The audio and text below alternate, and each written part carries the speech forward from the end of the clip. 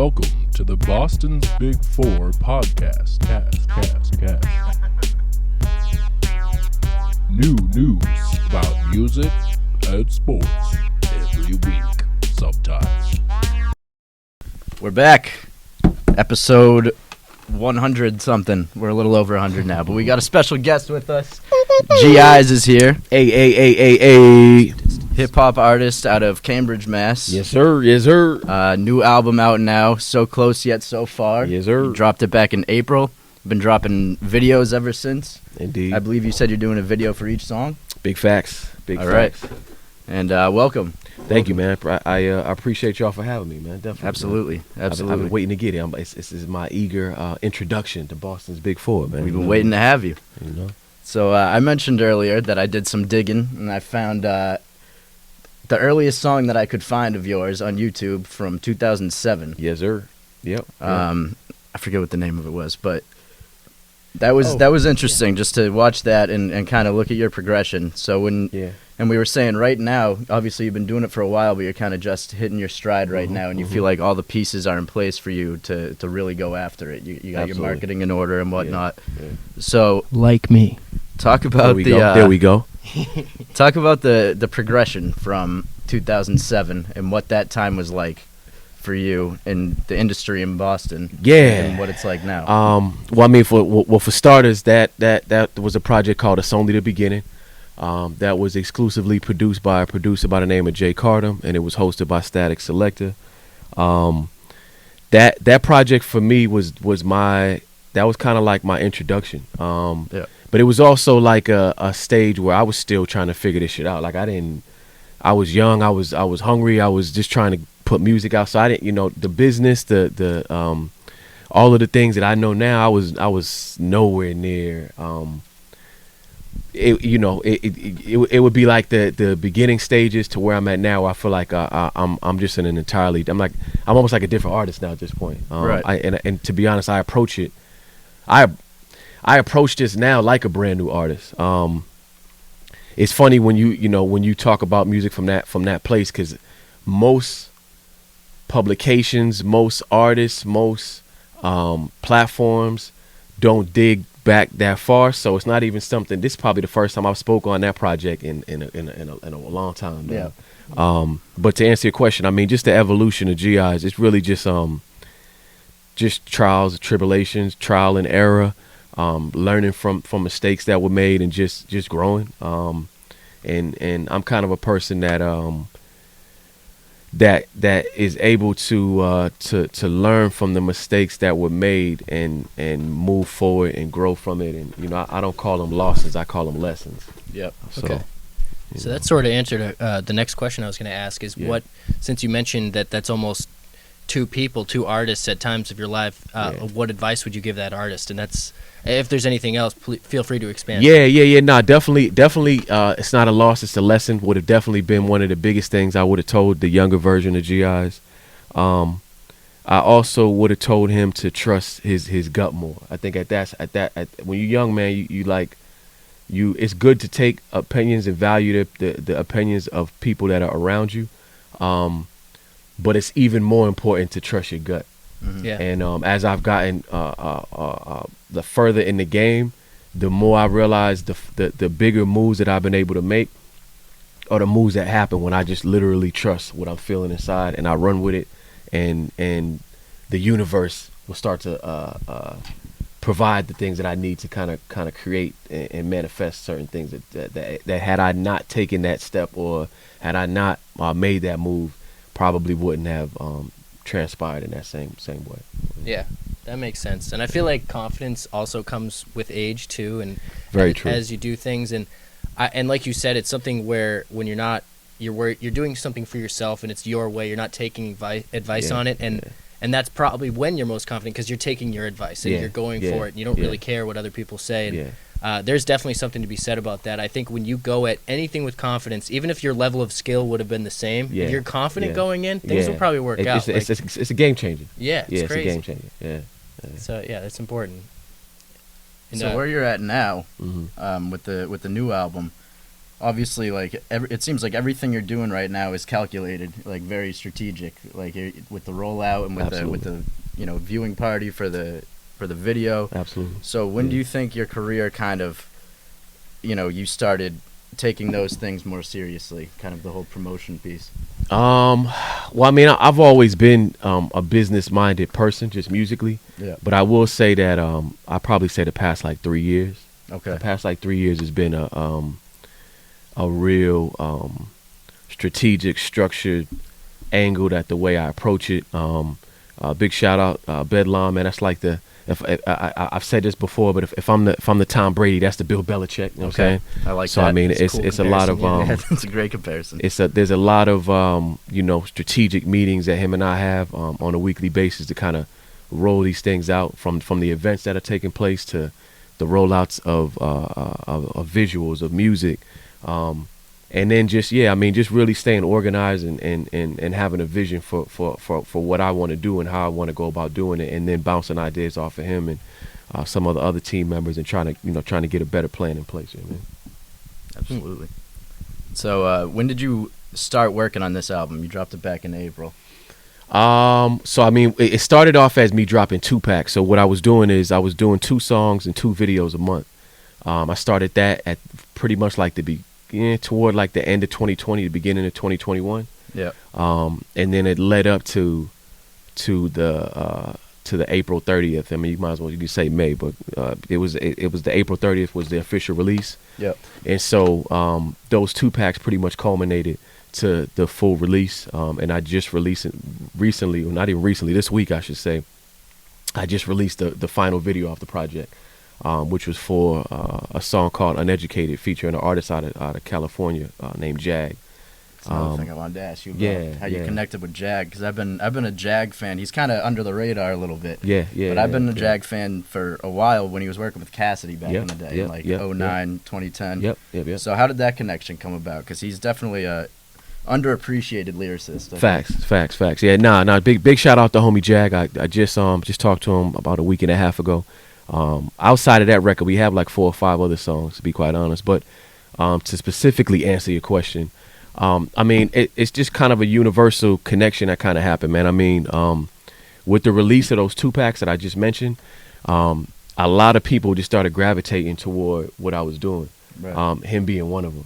Okay. And he reached out, it came across his desk or came across his radar somehow. I'm not even quite sure how he caught wind of it.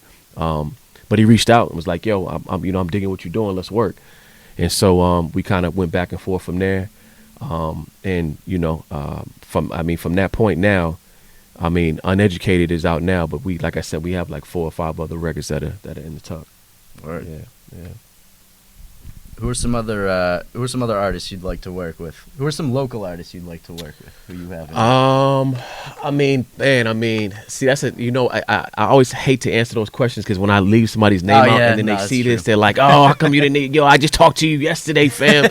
So I won't even specify different names, but what I will say is, I'm definitely open and eager to working with any of the artists from New England, not just Mass, from New England as a region, that's making moves, that's putting in work, that's marketing, promoting their product, that's not just doing it for the 3 or 4 people on their block. You know what I'm saying? Like, if you really out here trying to get it, I'm gonna see it on my radar, and chances are we're gonna cross paths because it's such a small network in a small city. That if you really doing something serious in this region about music, it's a really small network, and if you don't cross paths with these certain individuals, it probably means they're not really doing it like they think they are. I agree. You know what I mean? I agree. So. It's true. Yeah. I think if you're really out there enough, you're gonna cross paths eventually. Yeah, definitely. It's a kind of a tight knit community, but there's a lot going on, a lot of talent, obviously throughout New England. Exactly. Yeah. So, with the reception of this last album, obviously it's been well received. What do you see has shifted in the way people are receiving New England hip hop right now, as opposed to when you were dropping projects before? Yeah, no, I mean, I love it right now. I mean, I feel like before there was a very or in the earlier stages when I was releasing music, it was a real crab in a barrel mentality here, and then also there's been a growth of all the elements here. And what I mean by that is there's been a growth in the media. There's been a growth in radio. There's been a growth in artists, production. Right.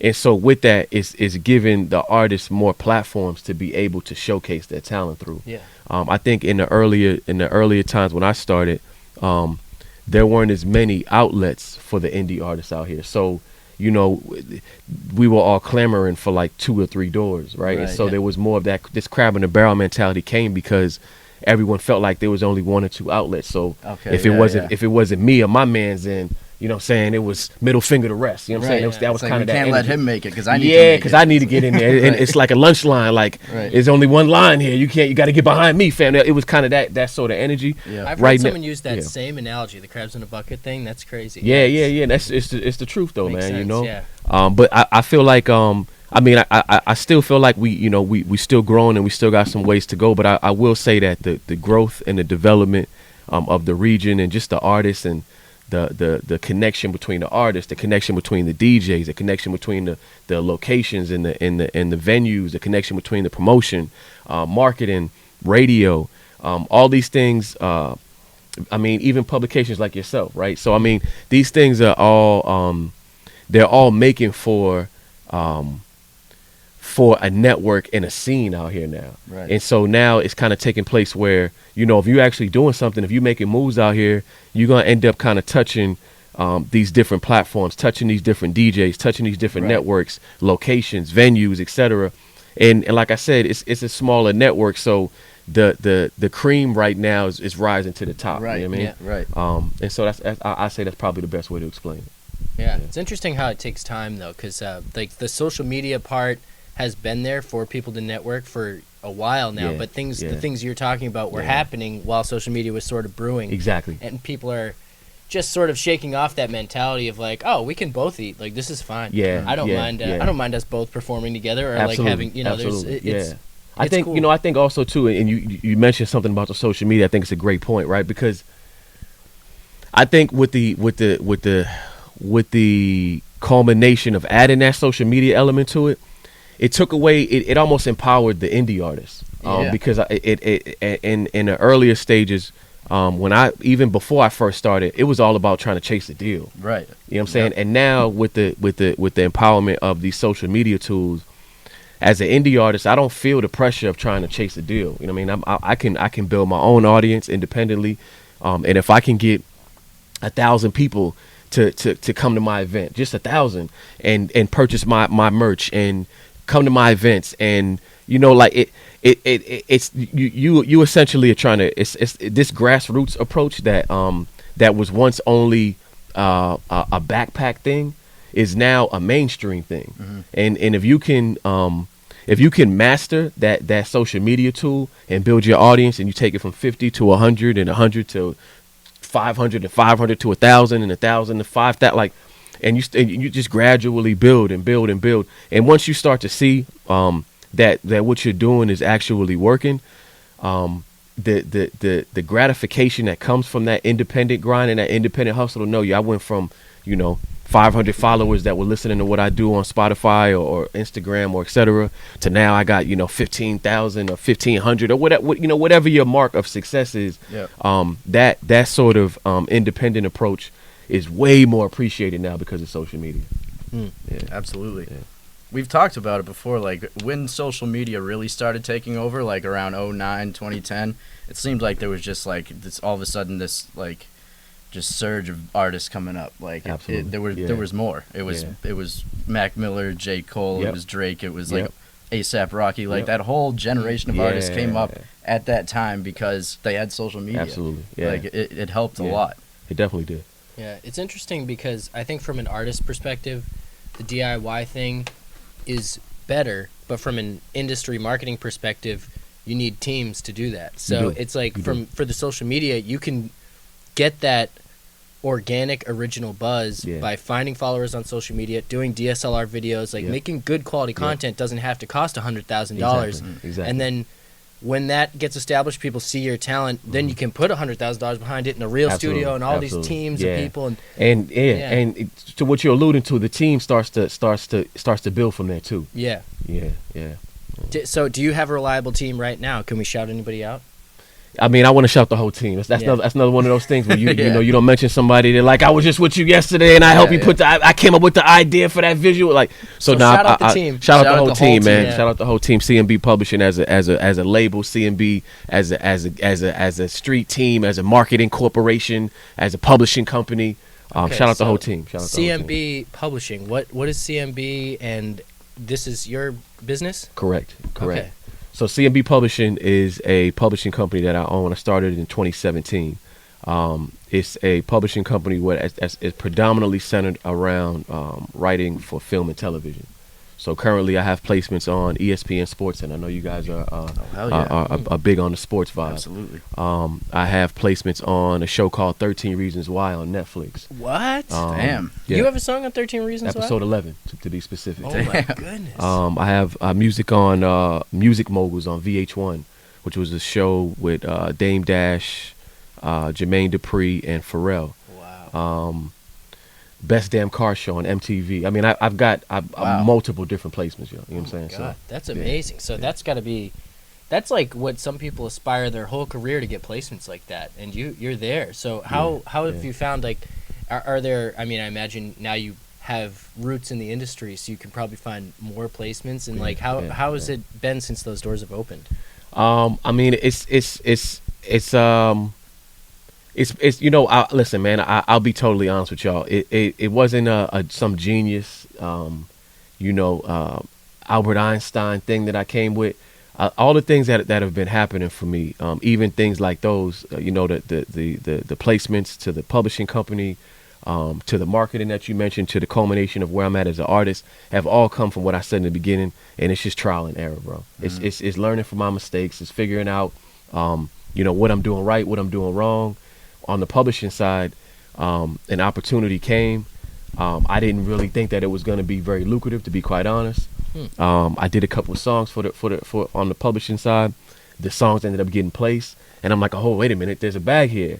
So it wasn't even something like I just, you know, I started reading books and I jumped on YouTube and started learning how to do. Nah, it was like somebody hit me up like, yo, would you be interested in doing something? I'm like, maybe. Yeah. And then I did a couple songs, and then I started seeing, oh, you could actually make, oh, hold on. Then I started going and doing the reverse engineering on it. Like, wait a minute. I realized, that's where the money is. The publishing, the marketing, the merchandise, the touring. Like, there's only a few, especially right now, if you're not a top 40 artist, you're not really making money off music. I don't care what they tell you. You know what I'm saying?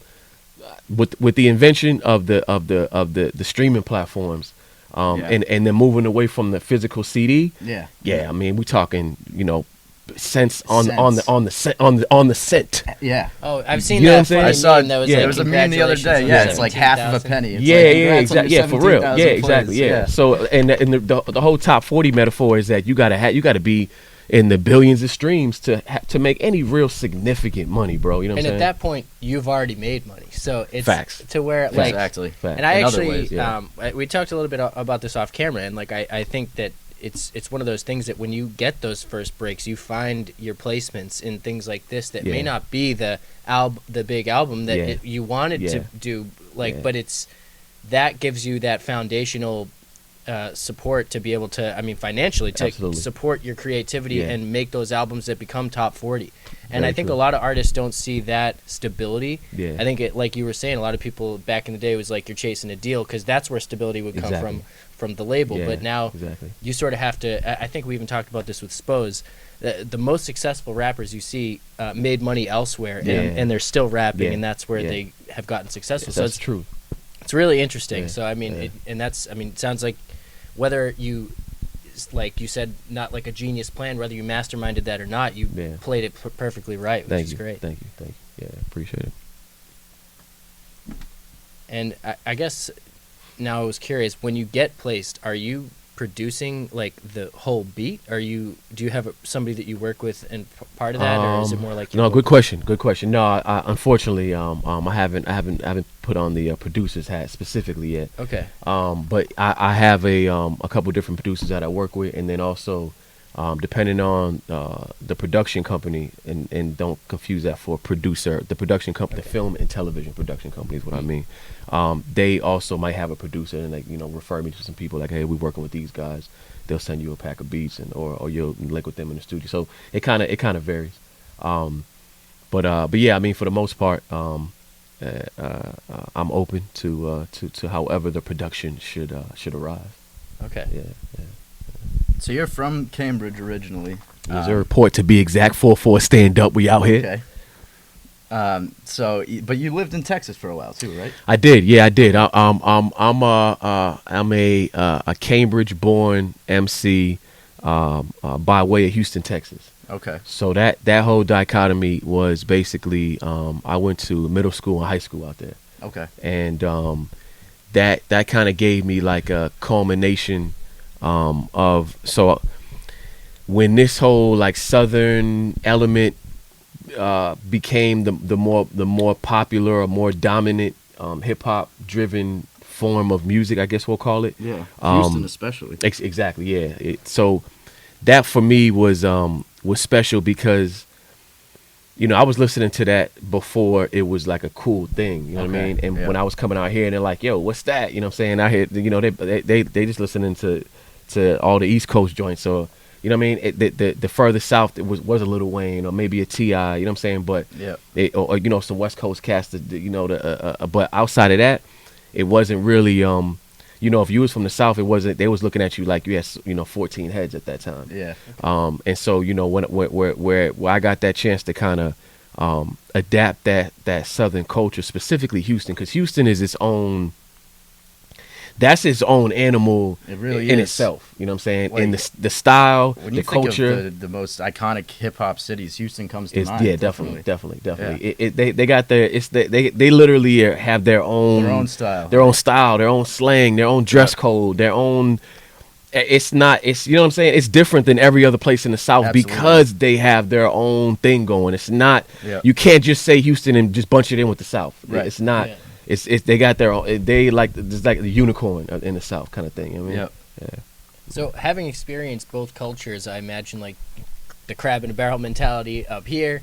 Yeah. Going down there, I imagine there's always like the Southern hospitality. I actually just recently learned about the Southern split, where you go 50-50 on the whole song. Mm-hmm. That's something that people around here don't always do. I did not know about. I just learned about this like the other day. So I didn't. Is that something you came across? People were like more friendly about sharing. Yeah, nah. So first off, I just did a collab with my dog from Dallas, Texas, Yo Gut. I just did that today, matter of fact, man. So big shout out my homie, man.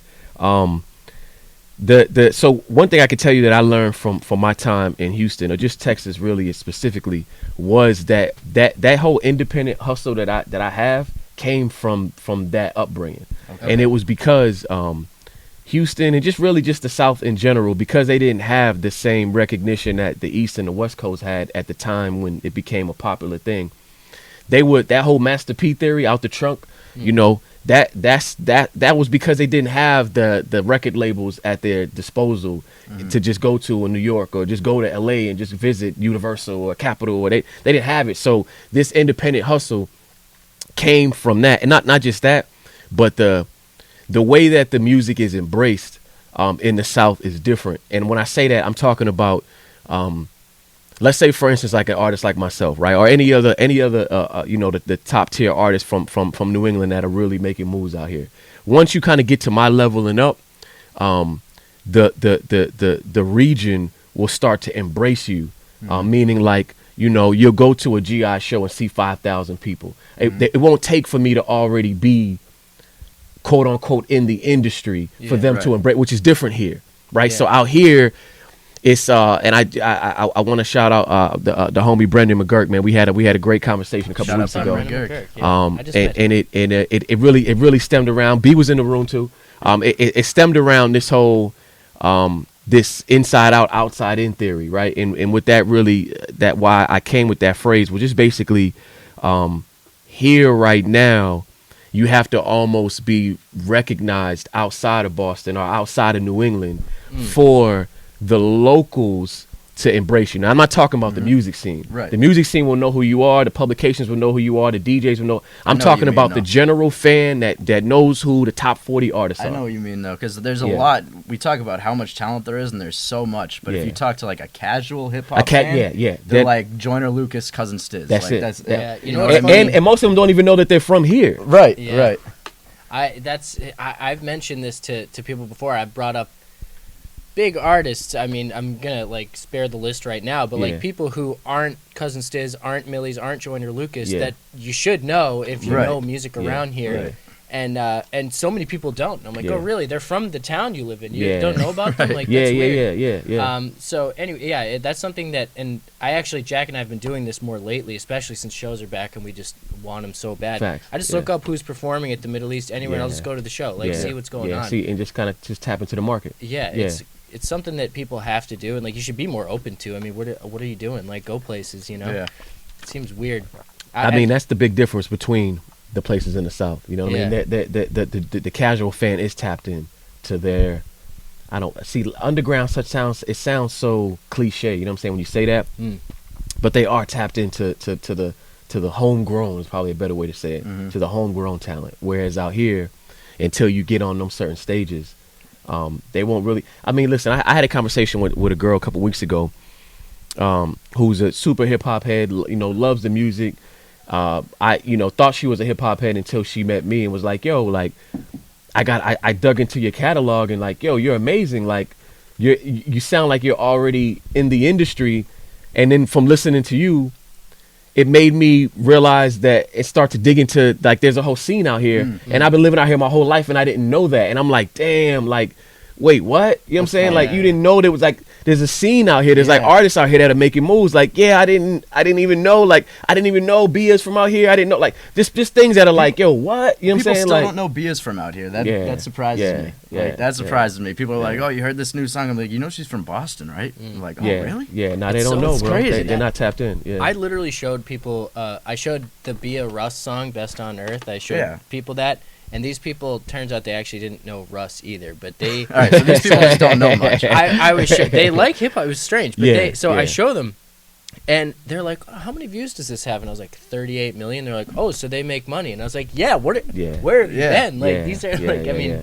As far not even the money part of it's like 38 million views. You shouldn't Just be the- thinking just because I said it's a Boston artist Exactly, that yeah. you think this Right. is not a lot of views. Like Yeah. you're expecting Yeah. to hear thousands. And people are It's like, come on. surprised, even if it's not someone of that, like of Bia's stature, people are surprised when you show them a song from a local artist that they actually enjoy. And Yeah. they're like, oh, this person's from Well, here. see, I And think I'm that's like, that's the gift and the curse, though. Yeah. Right. I think that the gift is what y'all are saying. I think that I think it's a mixture of the two. But where I'm going with this is, earlier I mentioned where you can be an indie artist now and build off your own platform. That's the gift, is that you don't necessarily need the major record label to have 200,000 people following what you do, and then the rest of the country be like, yo, I never even heard of dude before. I never heard of her before. But by the time you catch them, they're 50 million streams up. Like, so and everyone wants to discover that new artist. So, by the time you discover this person and they're like 20 million streams in, you're like, what? Yo, I've been listening to hip hop my whole life. I never even knew who this dude was. Like, I guess it depends on how you looking at it. You know what I'm saying? Yeah. Well, I have to say, like, my perspective, I act like I'm involved. Like, my perspective has changed in the past few years. Yeah. He's put me on to so many of people in the area, and Yeah. I had that mentality of like who are these people? I'm like, oh, they have. Owen good was chunk of worried at one followers. point Yeah. that we were going to run out of podcast guests. I'm like, trust me, there's so I many. wasn't sure. I thought- There's so I many feel like people. we've Facts, asked facts, everybody facts, already, facts, yeah. facts. Yeah. But yeah, now I know. But at the time, yeah, it's just one of those things I slowly realized, and I'd be like, "Who's this person? 200,000 followers. Like, Yeah. okay, they're Yeah. out there. I've just never heard of them. Yeah, I thought they yeah. were famous. Like I thought every famous person had at least 200,000, and everyone else had nothing. You know, it's like that's true. a weird People thing. get too caught up in the follower numbers too. That's because- I'll agree with that. Yeah. there's I'll agree with a that. lot of the best artists around here have like 5,000 or less, and then yeah, there's some people yeah. you never heard of who have like 15K, and you're like, Yeah. they're probably fake or Exactly. something. Yeah, I was about to say, yeah. That's I mean, also true, the yeah. way you can manipulate the numbers now is trash too. So, Right.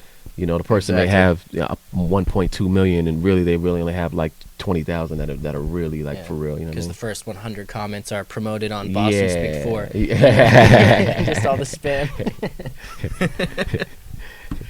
I gotta ask about the cover of the album, So Yeah. Close Yet So Far. Yep. Is that inspired by Drake So Far Gone cover? It was a play on that cover. Yeah, Okay. I definitely I'll give a shout out, man. I think that's been asked of me before, but I know this will be seen by the world. Yeah. So I do want to give him his roses for that, man. Yeah, that was definitely a play on that. I wanted to like I said, man, for me, this has been like every single project is almost like a reinvention, for me. So, I mean, I haven't, I can't say I've dropped a million projects, but every single one that I do release, I try to reinvent my brand. Yep. And especially because the way the market shifts, usually every 3 to 5 years, there's a shift from artists to publications to DJs to platforms to venues, and so when you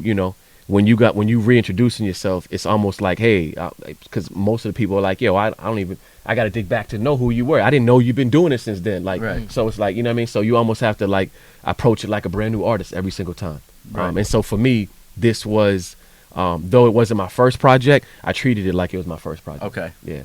Because that was the project that Drake. Exactly. up on, Exactly. Okay, Yeah, I like that. Yeah. And just the title of it, the people asked me if the title related to that, and it didn't. That wasn't on purpose. That was just a title that I came with. It just so happens that it did sort of correlate with that.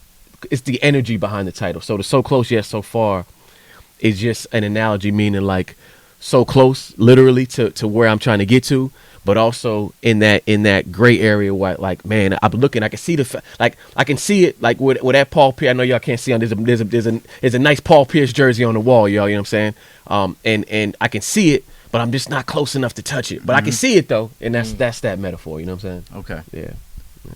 So when you first started making music, who were the artists in the Boston area that you looked up to, if any, at that time? In the Boston area when I first started, man, I mean, I probably big shout out Smoke, man. Smoke Bolger was one of the first. I want to shout out Smoke. Dre Robinson was another one. Okay. Terminology was another one. Yep. These guys are all my peers now, but at that point, they were all people that I was looking towards. You know what I mean? Right. Yeah. So what does it mean to see the success that Smoke Bolger's had and linking up with Rick Ross and Maybach and all that? Obviously, man, came up around the same time. Yeah. No, I mean, I think it's amazing, man. I think that the city is and not even just Smoke. I mean, I grew up with Millies. I mean, these people are all people that are literally my peers now. You know what I'm saying? And so it's I mean, if you go back to even early Millie's projects, I'm on there. See what I'm trying to say? So it's like there's like a lot of history that, I mean, I got a million records with Terminology. I mean, so it's just like the further you dig deeper, I got records with Dre Rob. Like, I mean, for everyone out here that is actually really starting to get their flowers, so to speak. Yeah, I think it's dope. You know what I'm saying? Because there's I guess if we were saying like classes, right? I would say that myself, the Millies, the Dre Robs, that we kind of came from, we kind of graduated from a similar class, right? Not all the same time, but around that same era. And what I love about that class, all you guys, is that you stuck with it. Yeah, you know what I mean. And it's like it seems like, 10, 12, 14 years later, you're all at your peak right now. You know what I mean? Or just peak. Or just reaching your peak. Yeah. Not at your peak. You know what I mean? Like you're at your highest point yet. Like you're still climbing. Exactly. So that speaks to just the perseverance of all of you, I guess. And was that kind of a collaborative thing? Like you all kind of work off each other, or were you just seeing the success that they're having and that drove you to keep going? Or I mean, I never want to speak for the next person, so I won't speak for them. I can speak for myself. What I can tell you about me is I just have an internal drive that I can't turn off. Yeah, you know what I mean. It's just something that it's not on me. It's in me. You know what I mean. And I haven't reached the goals that I set out for myself. You know what I mean. And every time I get a new little notch on the belt, I guess we can call it, I it inspires me to want to keep going. You know what I'm saying? And I get, I've used this in an interview before, but I wasn't able to afford the elevator, so to speak, in this game, meaning the money to be able to rise me to the top at a faster level. I had to take the steps. Yeah. And now we talking like, trying to climb the Empire State Building, you know what I mean? Yeah. And I'm taking the steps. So you can just imagine, the amount of time that requires. Yeah. That's a good analogy. The gift with that though is that when you have to take that route, you have the blessing of longevity. You have the blessing of learning and knowing all the things I know now to be able to come in this interview and say, I got a publishing company, I got these placements, I got that. And it looks like, damn, you got all your stuff together. When in reality, because I had to take the steps. So every single step I took, I learned something new, and I learned something new, so it took a little longer, but I'm in shape. I'm in shape. Right. I'm like Rocky running up the steps in Philly, like Adrian. Yeah. I'm like right there. You know what I'm saying? Like, yeah. Whereas someone who reaches that level too fast, without going through all the trials and errors, they're less likely to hold on to that spot. I mean, if you really look at the artists, and I'm talking about even just the biggest artists in the game, there was so much time that they put in prior to you seeing them. Right. Yeah. And it's not a shot at the artists that come and go, but the ones that do come and go that usually last. I mean, the threshold for a hip hop artist is really about 3 to 5 years. Yeah. So those top 40 artists, and I could put some people on the spot that I won't, because this interview will reflect in a future date. But there are people that we both know, that we all know, I guess we should say, that was super hot. I'm talking supernova, scorching hot, just 24 months ago. Right. Yeah, on Top 40 Radio, on MTV, BET, on streaming. For a fact, Lil Pump was one of these people. Dude, that's the one that comes to mind every time. That's what I'm saying. There's so many of these guys you can name that right now though, that longevity factor just isn't there. And I liked your analogy with the elevator, because I think, like, and not to get like all weird into the analogy, but it's like to the point where you said you were taking the steps, you got exercise. Also, when it comes down to it, you got to choose when you opened the door to the floor you were on. So you were just take a breath. All right, I'm ready to come in here now. But like on the elevator, you're going up. The door's just gonna open on one of the floors. And you got to get out. And you whether or not you're ready. Yeah. So which actually extended my shelf life. Yeah. You know what I'm saying? And what I think as when you're a younger artist and you have to take that route, you almost. There was a time where I became resentful from that, because I was watching peers like pass by like that I personally felt like weren't as good as I was. Mm-hmm. But I in hindsight though, and I'm still here doing it and getting better and stronger and faster and smoother and everything's and I'm looking back at some of these guys that were hotter like 5 years ago, 4 years ago, 3 years ago, and being like, damn, I guess this all happened for a reason. You know what I'm saying? Because these guys ain't even here no more, and I'm still here, getting better, getting faster, getting stronger. The music's coming better, the more opportunities are coming, and I'm like you said, I'm in full control of my destiny. Yeah, full control. Yeah, that's good stuff. Yeah. So you've been around. What are your favorite venues? And as far as like venues go, your favorite, like where have you had your best show? May not be your favorite venue, I guess. So. Best shows. I mean, I've been fortunate, man, to be able to perform at some of the most exclusive places in the city and just across the country, man. Middle East is definitely one of them. Yep. Legendary. SOBs in New York is another one. Also legendary. Paradise out here was another one. House of Blues. You performed at House of Blues? Yeah. Word. I performed at a House of Blues here. I've also performed at a House of Blues in San Diego, which was a dope show a couple years back. House of Blues regular. Yeah. I mean, cool. Listen, man. From your mouth to God's ears, man. But I've gotten the opportunity to perform at some really cool spots. I would say I performed at Fenway before. Awesome. So I mean, when they were set up for like a concert, were you? Yeah. There was a they I don't know if they do it anymore, man, but they had a yearly Latin fest that they would do every year, and I got booked for a Latin fest like maybe 3 years ago. Would they like sell merch and stuff for you guys, or? At that time, I wasn't doing too much merch, so I would imagine they do, but I wasn't. I can't even quite say I was into that. So maybe that was my mistake. I wasn't fully utilizing the platform available. But I know the performance was dope. Great crowd. I mean, just to be in, obviously that's a legendary field. Iconic. If not, I mean, as a Bostonian, to me, that's the most legendary. But I mean, just in baseball in general. And how many opportunities? It's not like it always has a stage. Like how many No, opportunities? exactly. Do you Yeah, That's exactly. it's not like they're Exactly. throwing Yeah. shows every weekend. There, That's you true. know? Yeah, no, that's definitely that. I mean, I would probably say that was definitely one of them. I mean, I've gotten a chance to perform, kind of at this point, kind of all across the country now. I would say my bucket list at this point is to be able to go overseas now. I'd like to travel and do some stuff across the water and see how they vibing out there.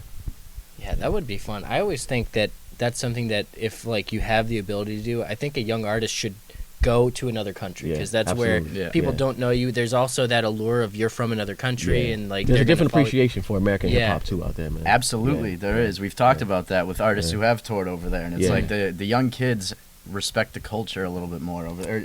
Maybe not respect it. I wouldn't say that people don't respect the culture here, but they're more in tune with hip hop culture. They appreciate it. That's the word. They appreciate it. it You're more. right. Yeah, they appreciate So it. they appreciate it more. Didn't Rev say that they were breakdancing? Yeah, the at, breakdancing like, and they're just into like the culture at its core, really. yeah. That's probably the biggest thing I'll say with a lot of these overseas markets is that they're you know that feeling that we all got, man, when you first fell in love with hip hop. You know what I'm saying? That's where they're at still. You know what I mean? Like they're in that space where they still love it. Like they haven't been I'm jaded. jealous. They You know what haven't I mean? been bombarded by this huge marketing tool called the music industry and watching artists that we know are probably not as talented be more successful than guys that you're like, yo, this guy he's a beast, but he's just not it doesn't have the right budget. He's not on the right platform, or he's not involved with the politics of the industry, so he's not getting the recognition he should get.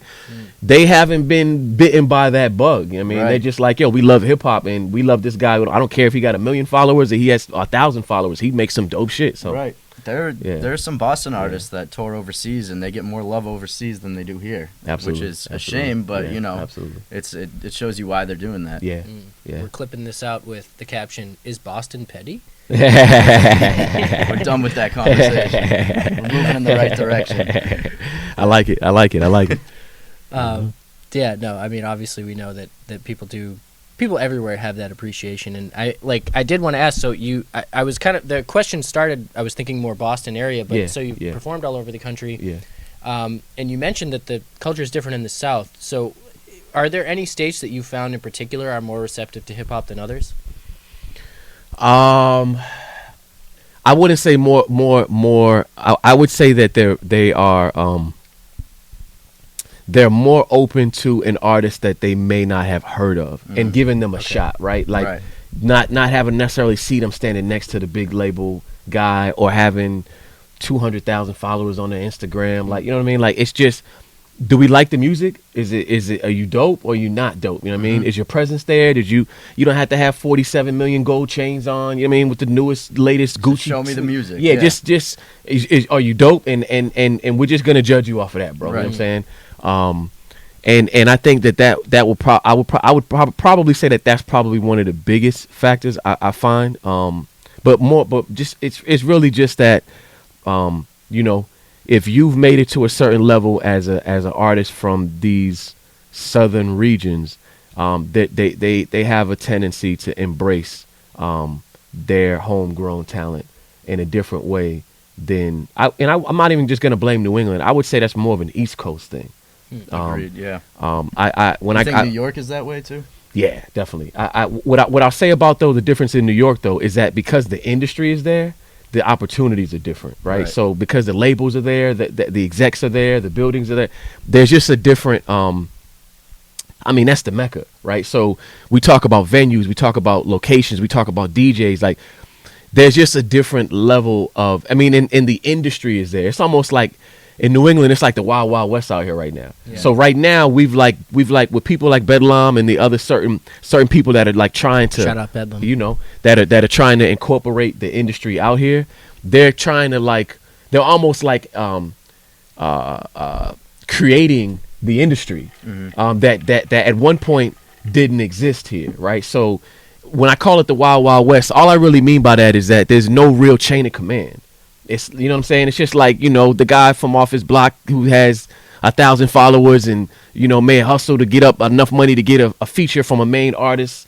He puts it out on YouTube and he thinks that's all he has to do. And it's just like, yo, bro, fam, there's mad shit you got to do in order to get into this game, dog. You know what I'm saying? Like, that's something I see a lot. People think getting, a certain name on their song is gonna just take them to the next level. Or just being a dope artist, right? You just being like, yo, I'm dope. In the next 2 years I'll be on, and it's like, what? There's a lot of dope artists. Like, and that's not at this point, that's not the determining factor, right? Exactly. You know what I'm saying? That's actually like. That's like lower on the toe. That's step one. That's step one. You got a lot to do you got after so many that. other steps you got to take after just being a dope artist. But that comes with the growth and the development. And what I'm seeing now, to kind of bring it full circle with what we started from the beginning of the interview is the publications like yourself, the DJs, the artists, the radio, just all of these things. With all of the growth in that's happening right now. It's allowing for the artists to have more outlets to be able to get the notoriety and the recognition, but it's also allowing for there to be a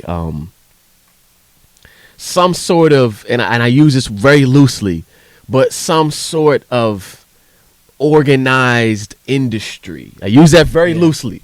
But if you're paying attention and you got your thumb on the pulse, you can see that it's happening right now, though. Absolutely. It's happening right now. You know what I'm saying? In the next probably 3 to 5 years, this conversation will be even more relevant than it is right now. Yeah. No, I can definitely see that. We don't really have those out. Like, if you're an upcoming artist, who do you reach out to get on a playlist? Or you could reach out to us. Oh, yeah. It's true. Yeah. Shouts out. Shouts out Bedlam. Yeah.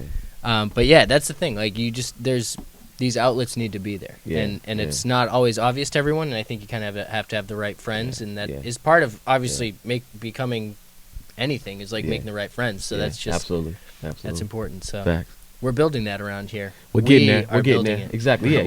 Listen, you guys are one of the bricks on this Boston's music scene wall, man. That are definitely helping to get us to that next place, man. So kudos, man. Get your flowers now, man. You know what I mean? Thank you. We're just trying to shed light on all the talent out here because there's literally too much to keep track of for like the normal person. So we're trying to help people with that. Exactly. You know what I mean? Which is needed. Which is needed, bro. Which is needed. You know what I mean? And if you'd like to join the Boston's Big Four team, join us at bostonsbig4@gmail.com. No, we're not hiring. It's not like that. So what's the you're dropping a video for every song. Yes, How sir. many have you dropped so far? So at this point, I just released the last one, which is 8 videos for 8 songs. Okay. The cool part about this last one is it's a 2-in-1 video, so it's almost kind of bridging the gap. So the first half of the video is a record called Uneducated, which we obviously spoke about. Second half of the video was inspired by my time in Houston, Texas. It's a record called June 27th. And that's going to be on the new project that I'm currently working on. So it's almost kind of closing out, so close yet so far, and kind of bringing people into to what you working on next, G. Boom, here you go. You know what I'm saying? And that, just to kind of touch on what that second half of the record is, my time in Houston was influenced by a different set of artists than it was when I was out here. And one of the probably biggest people or DJs that was out at that time was DJ Screw. And there was a very popular mixtape that he put out and a freestyle that he put out called June 27th. Okay. And so the inspiration behind that second half of that video was really inspired by my time, even though I shot the video in California. But the inspiration behind that second half of the record was inspired by my time in Houston. Okay. Yeah. DJ Screw. Yeah. Rest in peace. Facts. Big facts. So do you try to put a video to every track you put out, or is that like the goal at least? Every project, man, I like I said, I kind of reinvent, how I'm approaching it. And I felt like with this era, with this energy that we're in right now, the visuals are almost just as important, if not more important than the audio. Yep. So with that said, I want to send a big shout out to Jenny Thatch. That's my in-house videographer. She shot all the videos, complete beast, animal. We're currently working on a short film called Let Me Fall. We're going into production on Sunday. That's gonna be really dope. I'm playing a character in that film called Reg. It's gonna be a super dope film. But it's gonna have any of your music in it? Yeah, it will. Awesome. It will. I'm actually working on a title track for it. Keep an eye out for that's that. something brand new that I'm currently I'm cutting right now. But yeah, so to answer your question, yeah, that kind of came because just trying to find strategies, you know what I'm saying, and ways to keep my thumb on the pulse of the music and keep that energy moving. And so I realized, yo, man, the visuals is where it's at.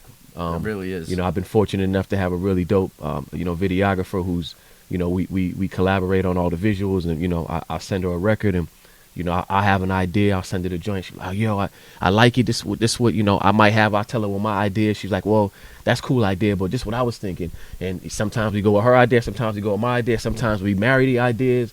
So I mean, the goal, I would say, is to pair it with the visual. But that really just came from trying to do new marketing schemes and tactics on this new era of that's the music. scheme nowadays. Yeah. Short putting out videos. It's like at this point, and every artist has high quality videos now. Like 10 years ago, if you were just a regular artist and put out a video, it probably wasn't great quality. You probably thought it was great at the time. But if you look at now, you don't need to be big to have an incredible videographer. Absolutely. So it's like if you're not putting out top-notch videos, like you're missing that whole you played yourself. aspect. Yeah, right. you played yourself. Definitely played yourself. And also, if you can sweeten that up into like a Reels or a TikTok, people eat that stuff up these days. Everyone's so visual nowadays. We're just scrolling through Instagram. Yeah. Like you want to see music videos. Yeah. It's like you want to see. It's the truth. It's the truth, man. I mean, especially now with the TikTok, right? Because that's not even. They've even removed the picture energy now. Right. It's just straight videos. So you know what I mean? Like it's It's crazy because I get caught in them all the time, like the YouTube shorts or Reels or something. I'm just like watching them over and over, and I'm like, I don't even know what's next, and I'm swiping for no reason. And then you'll find you to do. I find so many things through that though. Yeah. No, I know you do. Yeah. So that's where I think if you can. Know about those things, and that's something that you don't always know, like how to. I discover a lot of artists through Instagram nowadays. Yeah, that's how you do it nowadays. Yeah, no, that's facts. I literally discovered. Man, forgive me, I can't even think of his name. Another dope artist out of Boston. I'm gonna have to shout him out my next interview because I was listening to his joints yesterday. I just discovered him random. I'm like, damn, he's dope. Because once you're in that network on Instagram of like all the Boston artists, everyone's just posting each other's stuff, and you're bound to just start falling into this stuff. Yeah. Exactly. So, social media has definitely helped. Would you say social media has helped or hurt the music industry more, or a little bit of both? I would say it's first off, it's based on perspective. Right. I would say it's how you look at it, and I would say it can be deemed as both. But that's also based on how you look at it. For artists like myself, it's helped, especially with the pandemic, right? Because I felt like with over the past, that whole 2020, 2021 energy with everyone in the house and just that whole lack of interpersonal meetings, I guess we'll call it. It's like your only outlet was social media. That's it. And that also leveled the playing field to where it didn't matter if you were a top 40 artist or if you were a G-Eyez of the game. You had to know how to use that tool the best, and it was he who knew how to use that tool the best that was successful. Absolutely. Yeah. That's so interesting. How do you feel about going live on Instagram or Facebook, anywhere?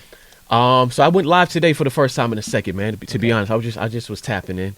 I've never gone live. I should do that more often. Yeah.